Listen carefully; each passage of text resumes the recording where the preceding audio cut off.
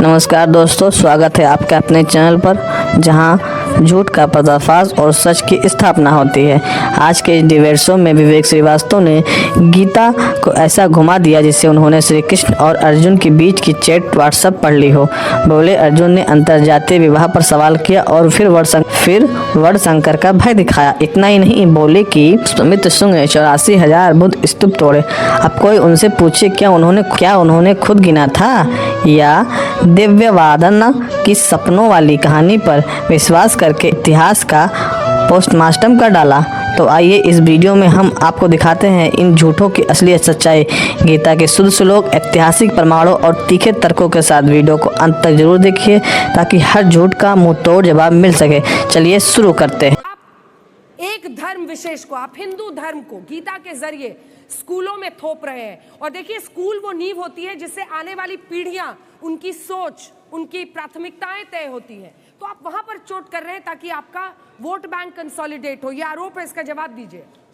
Good question. सबसे पहले सभी को जय श्री कृष्ण। अगर हम गीता का पाठ पढ़ाकर स्कूलों में थोप रहे हैं तो आपको पता होगा कि ओरिजिनल संविधान की कॉपी में गीता का, प्रभु श्री कृष्ण का, प्रभु श्री राम का चित्र बना हुआ है। तो क्या संविधान निर्माता गीता और महाभारत हम पर थोप रहे थे क्या? जब ये लोग बोलते हैं कि हम थोप रहे हैं, तो राम राज्य की परिकल्पना महात्मा गांधी ने की, उनकी समाधि पर आज भी हे राम लिखा है। तो क्या वो राम और कृष्ण हम पर थोप रहे थे क्या? अरे बाप रे, ये तो धोती खोल रहा है। और थोपने का आरोप कौन लगा रहा है? एक वो जो उत्तराखंड में मुस्लिम यूनिवर्सिटी चाहते थे, और एक वो जिनकी पार्टी के नाम में मुस्लिमीन है। वो भारतीय नहीं रखते, मुस्लिमीन रखते हैं। वो दूसरों को सांप्रदायिकता और सेकुलरिज्म का पाठ पढ़ा रहे हैं। मैं तो बोलता हूं कि कुरान का भी पार्ट, बाइबल का भी पार्ट वैल्यू एजुकेशन में, मॉरल साइंस में पढ़ाया जाता है। उसमें कोई समस्या नहीं है। परंतु लोकसभा में लिखा गया है धर्म चक्र प्रवर्तन। तो क्या लोकसभा सांप्रदायिक है? हमारी सुप्रीम कोर्ट का मोटो क्या है? यतो धर्मस्ततो जया, जो महाभारत गीता से ही लिया गया है। तो क्या सुप्रीम कोर्ट सांप्रदायिक है?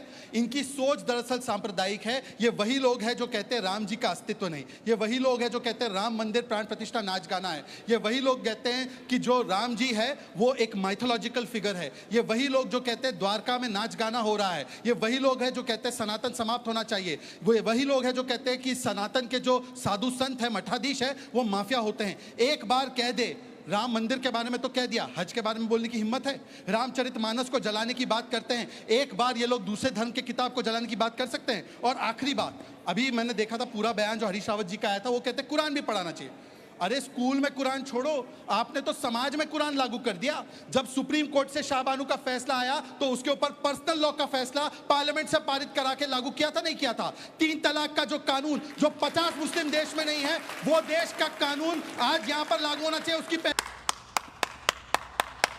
की, और सुप्रीम कोर्ट ने 3 तलाक को हटाया तो इसकी पैरवी की। मुस्लिम रिजर्वेशन की बात की, हज में सब्सिडी की बात की, और जैसे मैंने बताया मुस्लिम यूनिवर्सिटी की बात की। तो इसको कहते हैं कि मैं करूं तो चमत्कार और दूसरे भारत के ग्रंथ और भारत के आदर्श को आगे करे तो वो गुनाह। ऐसा लग रहा है बीच का रास्ता ले रहे हैं। नहीं, हमारा बड़ा क्लियर है। मैं इस फेवर में नहीं हूं कि भगवत गीता को करिकुलम में पढ़ाया जाए।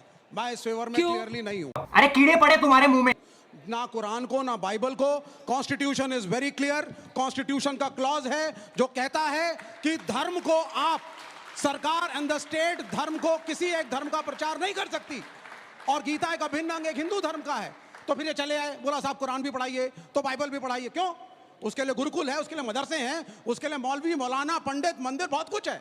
आप वहां पढ़िए ना। स्टेट क्यों इन्वॉल्व होगा उसके अंदर? ये मेरे कॉन्स्टिट्यूशन के खिलाफ है, गलत है।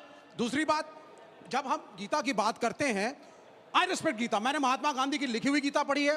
मैंने ये पढ़ा है कि वो साबरमती के आश्रम में गीता पाठ रेगुलर करवाते थे। रोज एक चैप्टर पे लेक्चर होता था, डिस्कशन होता था। एक सच्चाई, उन्होंने उसको इस्तेमाल किया, अच्छाई है।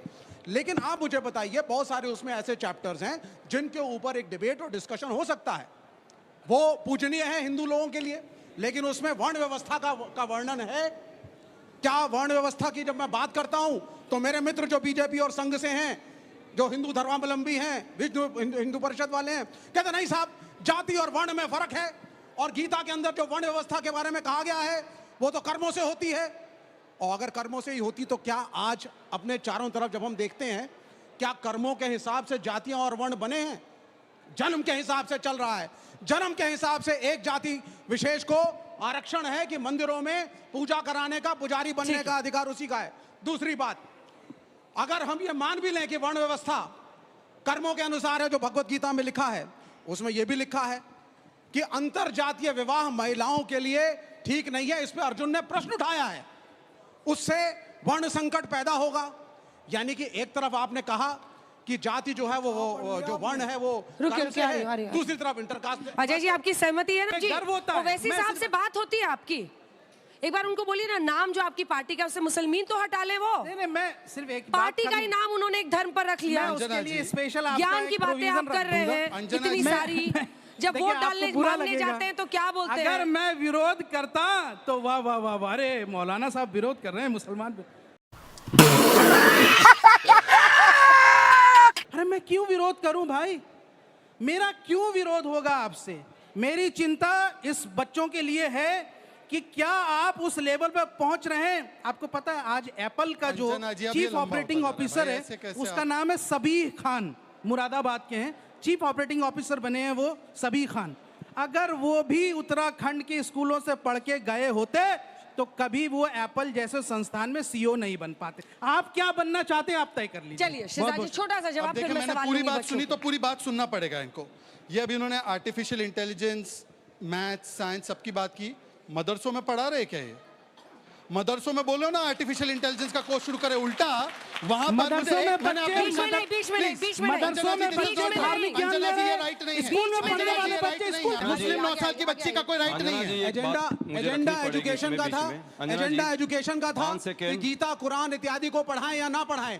मेरे कॉन्स्टिट्यूशन में अंबेडकर जी ने इसको निषेध किया है और सीधा कहा है the state has no role in promoting a particular religion. और यहाँ वो कर रहे हैं, यहाँ वो कर रहे हैं। संविधान में रामायण भी है, मंदिर खुले हुए हैं, जाएंगे हम मंदिर में सीखेंगे भगवत गीता। संविधान में गीता है, मेरे सीखेंगे संविधान हम में गीता, रामायण है। लेकिन मंदिर में जाएंगे सीखने के लिए। स्कूल में कंप्यूटर सिखाओ, मेडिसिन सिखाओ, बायो सिखाओ, सिखाया जाएगा। छोटे-छोटे सवाल, गीता में 700 श्लोक और 18 चैप्टर हैं। इसके अलावा सर भगवत गीता की एक श्लोक, एक चैप्टर मेरे को बता दीजिए जहां हिंदू धर्म को बढ़ावा दिया गया है, गीता धर्म निरपेक्ष होकर के आध्यात्म और कर्म की बात की गई है। यही बहुत अच्छी बात आपने कही, यही दो बात तीन को मैं सवाल एक साथ ले।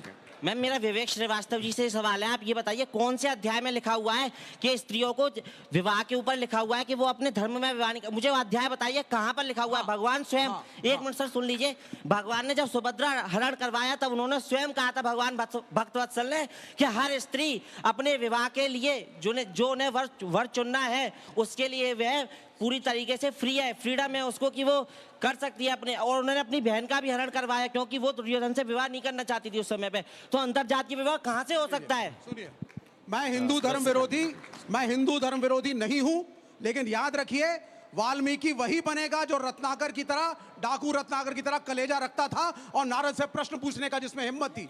तो प्रश्न पूछिए। सुनिए, माइक उठा के, माइक जो भी, अरे रुक जाइए, क्या कह रहे हो? माइक के बिना आवाज नहीं जाती रुको साहब। ना जरा, एक मिनट। अरे डिस्कशन हो रहा है, डिस्कशन होने दो। अरे माइक के बिना डिस्कशन आवाज होने नहीं दो। जाती। बिल्कुल गलत बात है, आप इस शब्द को वापस लीजिए। कौन से शब्द को वापस आप लूं? वाल्मीकि को डाकू कह रहे हैं? कौन कह रहा है? आप कह रहे हैं। रत्नाकर आपने थे, कहा है। रत्नाकर आपने थे, कहा है। रत्नाकर ने आपने कहा है। ना सर, अब आपने डाकू डाइवर्ट कहा करें। है। अब मुझे बोलने तो महर्षि दीजिए। वाल्मीकि के बोलिए बारे सर, में आप बात डाकू करिए बोल ना। रहे हैं वाल्मीकि को। सुनिए, अगर आप में कलेजा आप डाकू है, बताना चाह रहे हैं? आप प्रश्न पूछेंगे और प्रश्न के उत्तर मिलेंगे, तभी आप धर्म को समझ पाएंगे और संत बन पाएंगे। अगर प्रश्न पूछने पे धमकियां दी जाएंगी, प्रश्न पूछने पे ह्यूमिलिएशन होगा। देखिए हम लोग के साथ तो रोज करते हैं, हाँ। सवाल कुछ और, आंसर पेपर कुछ और। नहीं, मैं आ रहा हूं ना उस इसका पर, तो क्वेश्चन पे जवाब दीजिए। अर्जुन ने प्रश्न किया था, आप चेक करें, यहाँ सब बैठे हैं, ओपन करिए और डालिए।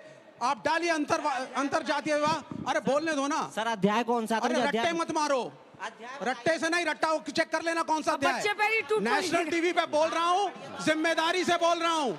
अर्जुन ने प्रश्न पूछा और कृष्ण से पूछा और अंतर जातीय विवाह पे पूछा अर्जुन और की शादी कहा किससे हुई कि थी क्या बताइए? वर्ण संकट होगा या नहीं। उत्तर पूर्व में आप शादी पूछिए करी इस थी, चीज को, उसमें क्या किससे हुई थी? संविधान पर ये बच्ची का भी प्रश्न था, उसका जवाब संविधान पे पहले सवाल का जवाब देता हूं। 370 हटने से पहले संविधान जम्मू कश्मीर में लागू नहीं था। हमने 370 हटाया, संविधान लागू किया, आरक्षण का अधिकार वाल्मीकि समाज को दिया। और विरोध किसने किया? वामपंथी दल ने और कांग्रेस पार्टी ने मिलकर अंबेडकर जी के संविधान का विरोध किया। ये इनकी असलियत है। पॉइंट नंबर 2, इन्होंने बोला गीता रामायण का पाठ सभी को है। इसके बाद मैंने बीच में नहीं बोला, बीच में ऐसे डिस्टर्बेंस मत कीजिए। अब सबको यहाँ पर बैठे हुए पता होगा कि औरंगजेब कबाब, शाहजहां, शाहजहां कबाब, जहांगीर, जहांगीर कबाब, अकबर, अकबर कबाब हुआ है।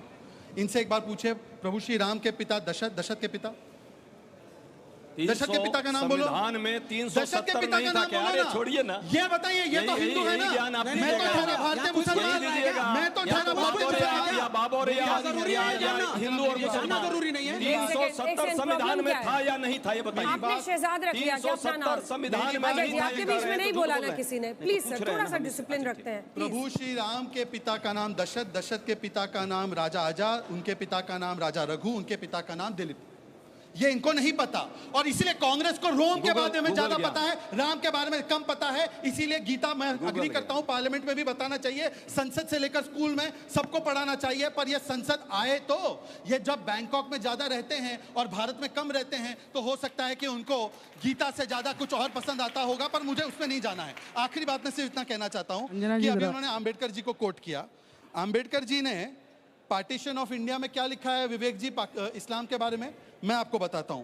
आंबेडकर जी ने लिखा है कि मुस्लिम काफिर को कॉन्सेप्ट को मानते हैं, और उस काफिर के कॉन्सेप्ट में जो नॉन मुस्लिम होता है उसके लिए कोई जगह नहीं होती, और इस्लामिक सोसाइटी एक क्लोज कंपार्टमेंट होता है। आप कभी कोट करेंगे आंबेडकर जी ये की उस ये बात? अंबेडकर ने कहा जिसने हिंदू धर्म को त्याग के बौद्ध धर्म अपनाया, क्योंकि उन्होंने कहा कि दलितों को हिंदू धर्म के अंदर कभी भी जस्टिस नहीं मिलेगा। तो जैसे कि आपने डिबेट में देखा कि विवेक श्रीवास्तव बोल रहे हैं कि पुष्पमित्र शुंग ने 84,000 बुद्ध स्तूप तोड़े, जो कि एक झूठ और बिना तथ्य के हैं। जो लोग पुष्पमित्र शुंग पर 84,000 बुद्ध स्तूप तोड़ने का आरोप लगाते हैं, उन्हें इतिहास पढ़ने से पहले झूठ की चटाई समेट लेनी चाहिए। इतिहास का कोई भी पुख्ता पुरातात्विक या ग्रंथीय प्रमाण या नहीं बताता है कि पुष्पमित्र शुंग ने 84,000 स्तूप तोड़े।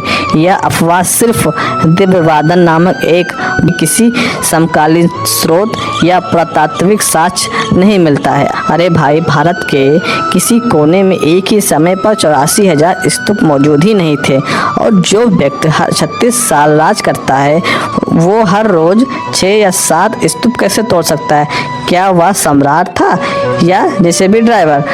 पुष्पमित्र शुंग बौद्ध धर्म का विरोधी नहीं था, बल्कि वह ब्राह्मण धर्म का समर्थक था। प्रामाणिकता संदिग्ध है। अशोक के समय भी पूरे भारत में 84,000 स्तूप नहीं थे। यह संख्या प्रतीकात्मक है। शुंग वंश के काल में बौद्ध स्थापत्य का निर्माण हुआ, जैसे भारहूत स्तूप का विकास जो मध्य प्रदेश में है, शुंग वंश के काल में ही हुआ था। दोस्तों, यह वीडियो कैसी लगी कमेंट करके जरूर बताइए, लाइक करें, सब्सक्राइब करें। जय हिंद। और उसी बौद्ध धर्म के स्तूपा को किसने तोड़ा अफगानिस्तान में? 84,000 बौद्ध स्तूप पुष्यमित्र अफगानिस्तान में, बताइए। ब्राह्मण राजा ने इंडिया में तोड़े 84,000 बौद्ध स्तूप। पुष्यमित्र शुंग, 2 और राजा हैं, कहिए तो मैं नाम शोएब जमी जी, शोएब जमी।